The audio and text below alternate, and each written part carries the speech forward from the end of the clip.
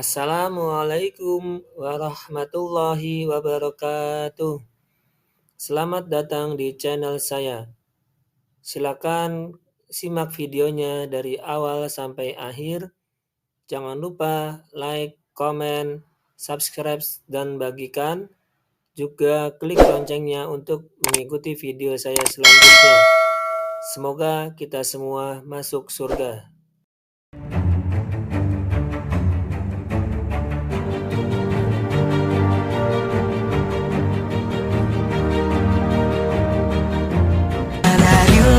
Masa berganti, tantangan kan kita hadapi, bergandeng tangan untuk negeri, era kita menanti berseri, kita belajar Pancasila.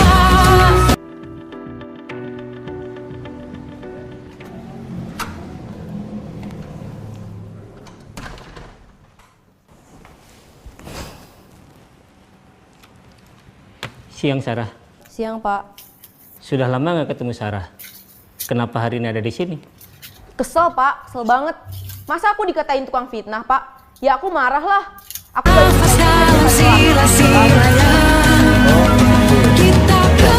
Kamu marah dan kesal. Bapak juga akan marah apabila ada yang menuduh Bapak seperti itu. Kemudian, pada saat itu, kamu mau melakukan apa? Ya saya langsung ngatain Eka lah, Pak. Kesel banget. Saya bentak-bentak dia depan teman-teman lain.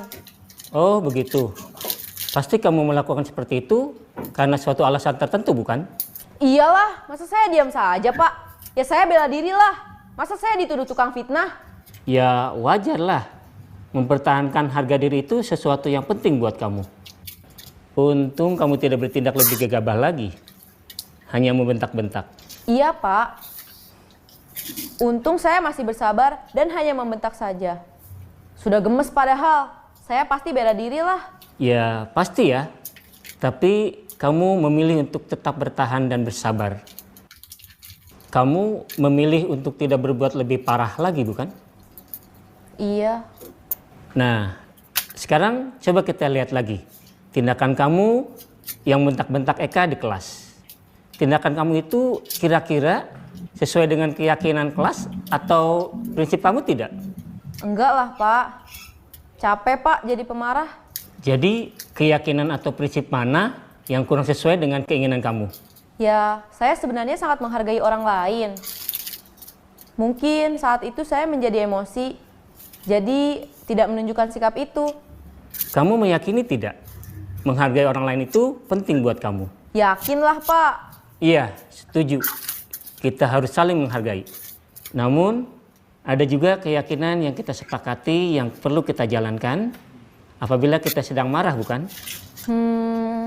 Ya, saya bisa lebih proaktif, mulai dengan diri sendiri. Saya bisa jadi lebih bersabar, mengambil waktu jeda untuk berpikir mau apa selanjutnya.